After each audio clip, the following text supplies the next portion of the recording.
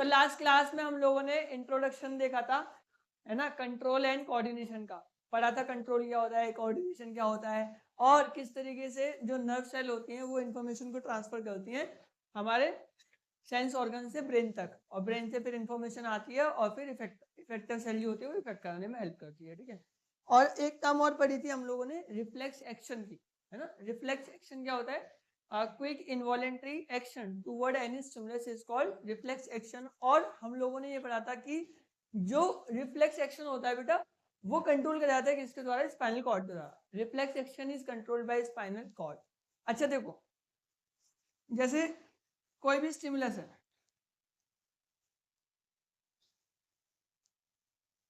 ठीक है, सेंसरी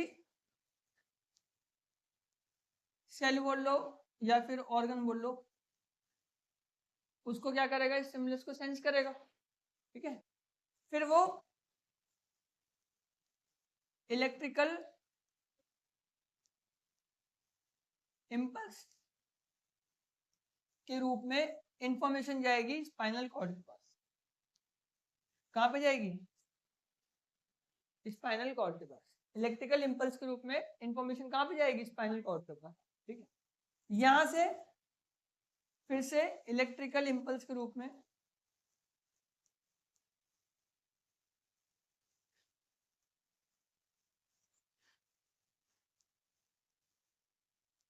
जो इंफॉर्मेशन आएगी वो आएगी इफेक्टर ऑर्गन के पास। कहाँ पे, इफेक्टर ऑर्गन, है ना। इफेक्टर ऑर्गन के पास जैसी इंफॉर्मेशन आएगी तो रिस्पॉन्स हो जाएगा, तो रिस्पॉन्स हो जाएगा, ठीक है।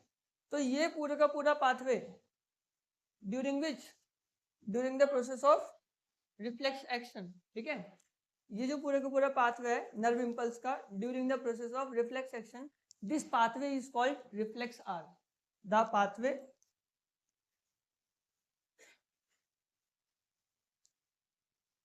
along which nerve impulse passes during reflex action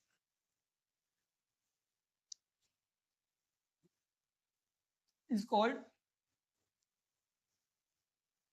reflex arc, ठीक है।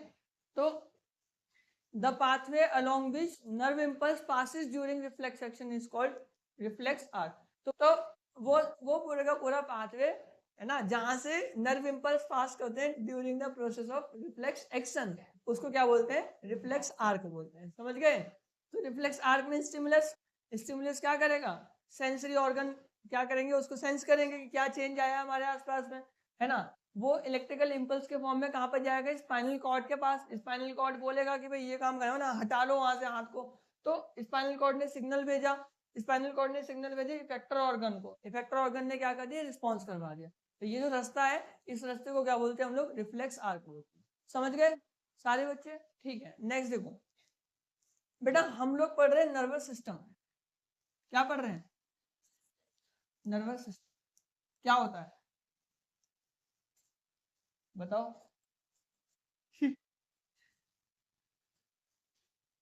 बताओ नर्वस सिस्टम क्या होता है।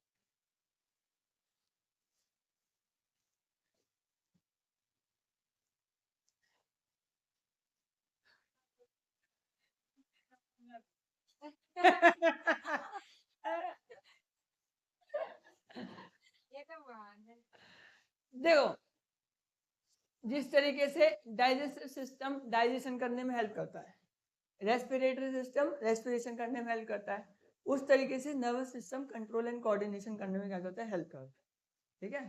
तो कंट्रोल एंड कोऑर्डिनेशन करने में कौन हेल्प करता है, nervous system. Control and coordination क्या करने के लिए, एक पर्टिकुलर टास्क को परफॉर्म करने के लिए, ठीक है।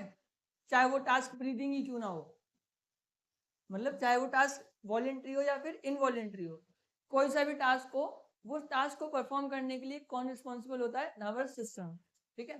तो नर्वस सिस्टम बच्चों दो टाइप का होता है। कितने टाइप का, दो टाइप। एक होता है central nervous system, central nervous system, दूसरा है तो पढ़ गया है, पेरिफेरल नर्वस सिस्टम। ठीक है जी।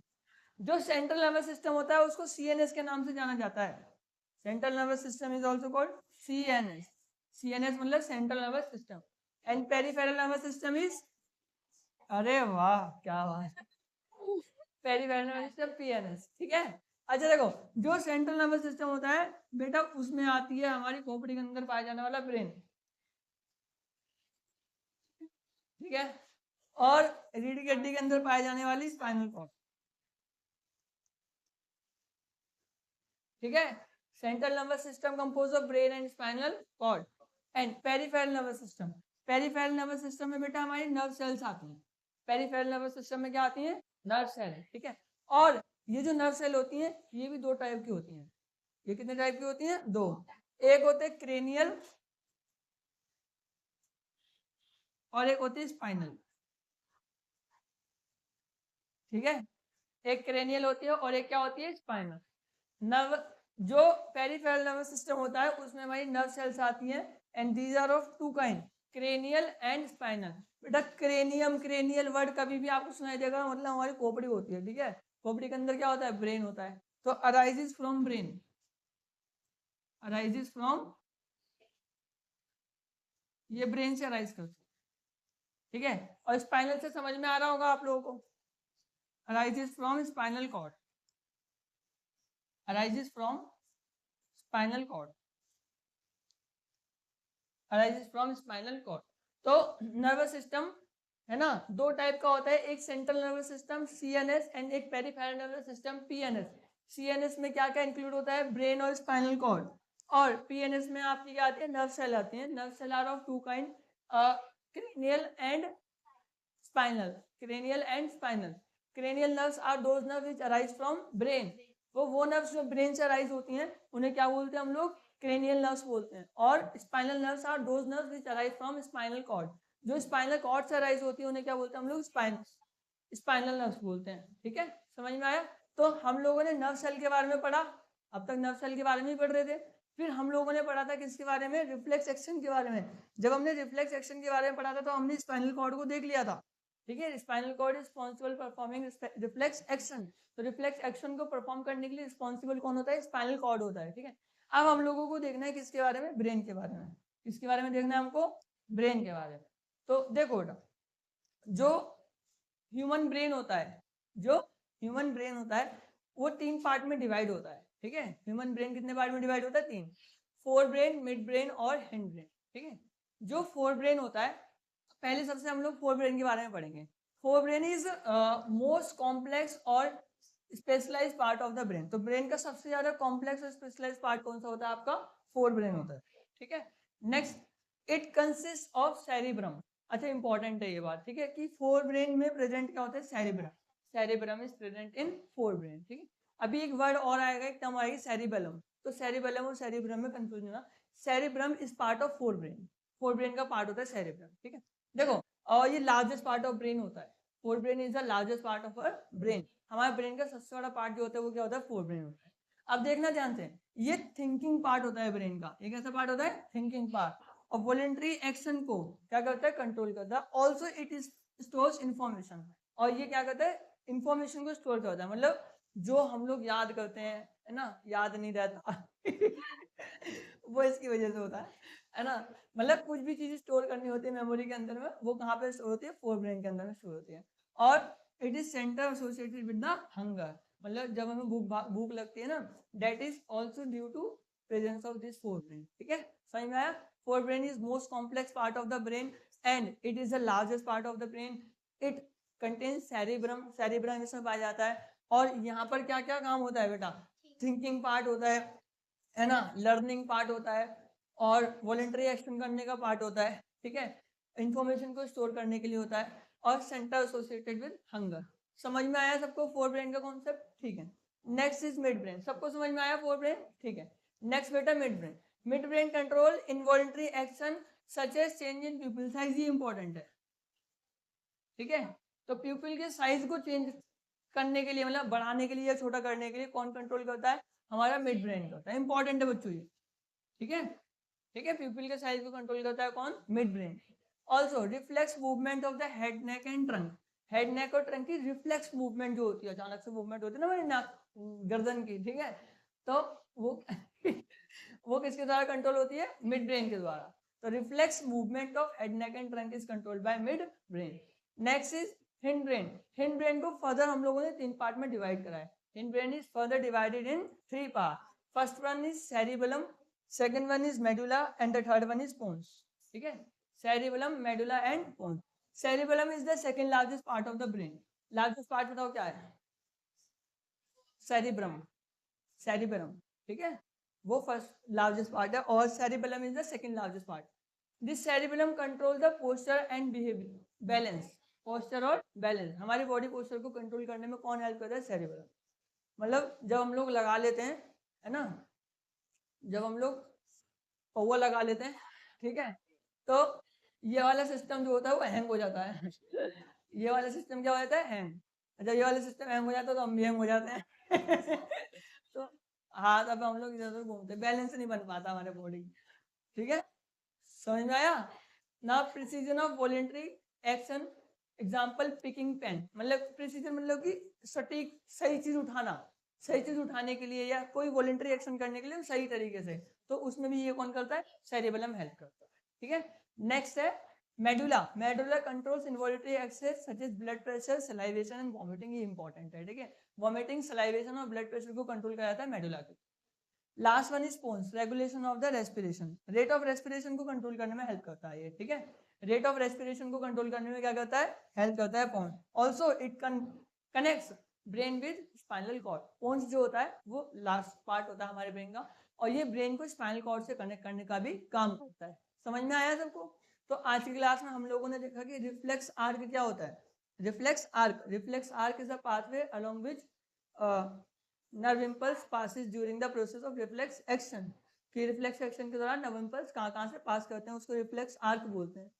फिर हम लोगों ने देखा कि जो नर्वस सिस्टम होता है वो कितने टाइप का होता है? 2 टाइप का होता है। Nervous system is of 2, central nervous system and peripheral nervous, central nervous system और पेरिफेरल नर्वस सिस्टम। जो सेंट्रल नर्वस सिस्टम होता है उसके भी 2 पार्ट होते हैं, ब्रेन और स्पाइनल कॉर्ड। और जो पेरिफेरल नर्वस सिस्टम होता है उसमें हमारी ब्लड वेसल्स आती हैं, ठीक है। These are of 2 kind, spinal और क्रेनियल। स्पाइनल और क्रेनियल। जो स्पाइनल नर्व्स होती हैं that arises from spinal cord, and cranial nerves arises from brain, brain, ठीक है। कहाँ से आती हैं वो? ब्रेन से आती हैं। फिर हम लोगों ने पढ़ा 3 पार्ट्स ऑफ ब्रेन। ब्रेन के 3 पार्ट्स के बारे में पढ़ा। 3 पार्ट में डिवाइडेड होता है हमारा brain, fore brain, mid brain और हिंड ब्रेन। जो फोर ब्रेन होता है वो हमारे ब्रेन का सबसे बड़ा पार्ट होता है, ठीक है, और इसके अंदर सेरिब्रम पाया जाता है, थिंकिंग, लर्निंग, हंगर, ठीक है, और डूइंग वॉलेंट्री एक्शन। इन सबको कंट्रोल करने का काम कौन करता है? फोर ब्रेन, क्योंकि बहुत सारा काम है इसका, तो बहुत कॉम्प्लेक्स भी होता है। नेक्स्ट फिर हम लोगों ने पढ़ा मिड ब्रेन के बारे में। जो मिड ब्रेन होता है वो इनवॉलेंट्री एक्शन जैसे कि चेंज इन प्यूपिल साइज, प्यूपिल के साइज को चेंज करने में भी क्या करता है? ये हेल्प करता है। Also reflex movement of the head, neck and trunk, और हेड, नेक और ट्रंक की रिफ्लेक्स मूवमेंट में क्या करता है? ये हेल्प। नेक्स्ट लास्ट वन था हिंड ब्रेन। लास्ट वन क्या आपका? Hind brain. Hind brain is further divided in 3 parts. Hind brain को हमने बाद में और 3 पार्ट में डिवाइड करा, मेडुला, सेरिबेलम और पोन्स, ठीक है। तो जो सेरिबेलम होता है बेटा वो सेकंड लार्जेस्ट पार्ट होता है, और बॉडी पोस्चर को और बैलेंस को बनाए रखने में क्या करता है? ये मदद करता है। और precision of voluntary action like picking pen, एक स्पेसिफिक चीज को उठाने के लिए, वॉलेंट्री एक्शन करने के लिए क्या करता है? उसका हेल्प करता है।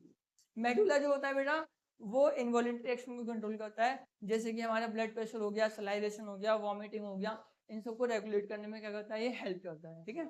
Last one पोन्स। पोन्स जो होते हैं वो रेस्पिरेशन के रेट को कंट्रोल करने में हेल्प करते हैं। Rate of respiration is controlled by pons. Rate of respiration का मतलब ब्रीदिंग रेट को कम या ज्यादा करना, क्योंकि respiration is proportional to breathing rate. मतलब रेस्पिरेशन कैसे होगी? ऑक्सीजन जब ग्लूकोज के साथ कंबाइन करेगा। अब ऑक्सीजन, जब तक ऑक्सीजन पहुंचेगा नहीं तो ग्लूकोज के साथ कैसे वो कंबाइन करेगा? तो ऑक्सीजन पहुंचने के लिए ब्रीदिंग रेट क्या होनी चाहिए? ज्यादा होनी चाहिए, ठीक है। ब्रीदिंग रेट को कम या ज्यादा करने के लिए कौन हेल्पफुल होता है? पोन्स होता है। तो एक बार इसको नोट करो और फिर आगे का हम लोग करते हैं।